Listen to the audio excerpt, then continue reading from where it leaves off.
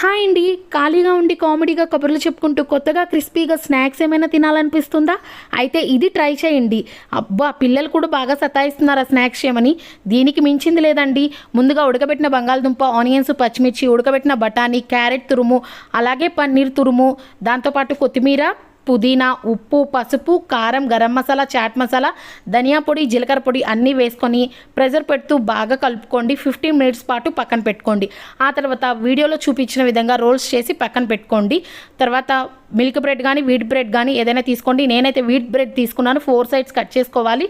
ఆ తర్వాత వాటర్లో 4 వైపులా తడుపుకొని మధ్యలో రోల్ని పెట్టుకొని కార్న్ఫ్లోర్ వాటర్తో 4 వైపులు క్లోజ్ చేసేసి బ్రెడ్ క్రమ్స్ పొడిలో అద్దుకొని బాగా మరుగుతున్న నూనెలో వేయాలండి. ఒక్కసారి వేసిన తర్వాత మళ్ళీ మీడియం ఫ్లేమ్కి పెట్టుకొని లో ఫ్లేమ్కి అటు ఇటు మార్చుకుంటూ కాల్చుకోవాలి.